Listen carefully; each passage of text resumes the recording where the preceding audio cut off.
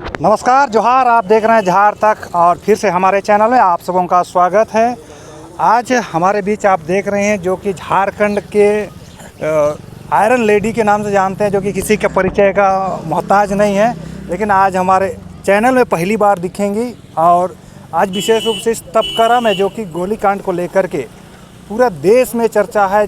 तो आज इसके बारे में ही हमारी दीदी बताएंगी और हमारे नवयुवकों को किस तरह से इस तरह के आंदोलन में शामिल होना चाहिए, इससे हम लोग मोटिवेशन के रूप में जानेंगे और नए पीढ़ी को किस तरह से प्रतिनिधित्व करेंगे। जी, सबसे पहले हमारे चैनल आपका जोहार है। जोहार। ये जो आज जो यहाँ पर जो शहीद स्मारक स्थल पर जिस तरह का प्रोग्राम हुआ, इसके बारे में और जो पिछली जो घटनाएं घटी थी इसके बारे में, और नया जो आने वाला टाइम है हम सभी युवाओं को किस तरह से प्रतिनिधित्व करना चाहिए, थोड़ा सा इसके बारे में हम लोग को। सबसे पहले मैं चैनल है उसको मैं शुभकामना देती हूँ और धन्यवाद देती हूँ कि आज 2 फरवरी 2025 है।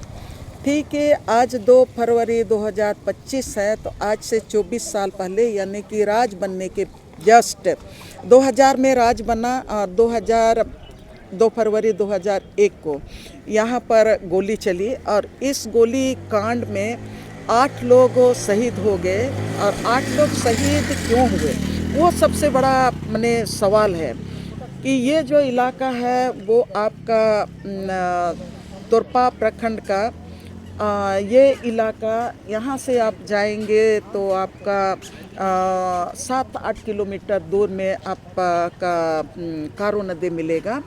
उस कारो नदी में सरकार का प्रस्ताव था कि देश का विकास करना है, तो यहाँ पर लोहाजिमी के पास डेरांग और लोहाजिमी वो वहाँ पर एक बांध बनेगा और एक दूसरा बांध बनेगा कोयल कारो हाइडल पावर प्रोजेक्ट के नाम पर। तो ये 2 जगह बनता, एक कारो नदी में लोहाजिमी के पास और एक डैम बनता बसिया में जो कोयल नदी में जी। और ये दोनों नदी का को बांध बना के कोयल नदी का पानी को 2 बड़ा कैनल के द्वारा यहाँ पर जो लोहाजिमी के पास जो डैम होगा उस डैम में जमा करता और उसको लेके पश्चिमी सिंहभूम पहाड़ के उस पार वो टरबाइन बैठाता और टरबाइन बैठाता और वहाँ से हाइडल पावर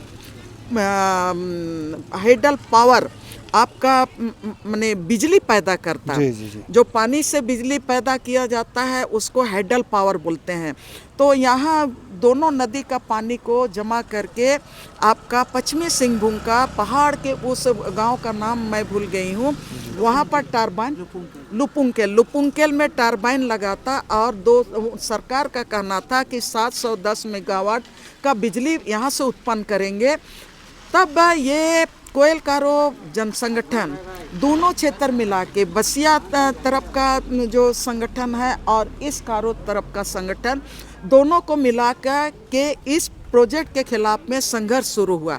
और संघर्ष शुरू हुआ आपका 1967-68 से शुरू हुआ और लंबा माने लड़ाई इन्होंने कोयल कारो जनसंगठन ने लड़ी।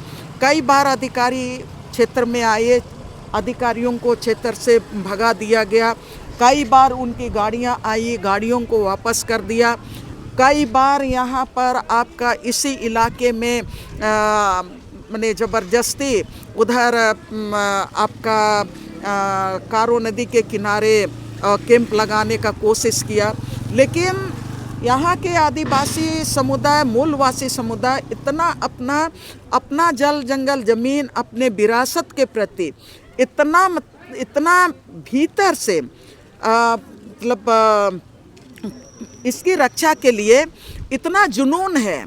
और इसलिए भी कि हम लोग जानते हैं यहाँ पर गया मुंडा की बात करते हैं, यहाँ पर बिरसा आंदोलन की बात करते हैं, ये तो खूंटी की धरती। और यहाँ लोगों ने कैंप को भी उखाड़ के उन लोगों को बोला कि नहीं, हम यहाँ पर कैंप लगाने नहीं देंगे। तो लंबी लड़ाई यहाँ पर लड़ी गई और कोयल कारो जनसंगठन का सबसे बड़ा खूबी था वो खूबी है कि कोयल कारो जनसंगठन सामूहिक लीडरशिप मतलब यहाँ का जो ट्रेडिशनल पढ़ा राजा हैं उनके नेतृत्व में ही वो लड़ाई लड़ी गई। पहले 1995-96 में यहाँ पर राजा पौलुस गुड़िया हुआ करते थे, आज हमारे बीच में नहीं है। तो वो राजा पौलुस गुड़िया पढ़ा राजा थे और फिर यहाँ कोयलकारो परियोजना के खिलाफ जो संगठन कोयलकारो जन संगठन, उनके अध्यक्ष बाद में सोमा मुंडा रहे हैं। तो ये सामूहिक लड़ाई पूरी तरह से गांव के संसाधन से और गांव की अपनी लीडरशिप से ये आंदोलन लड़ी गई।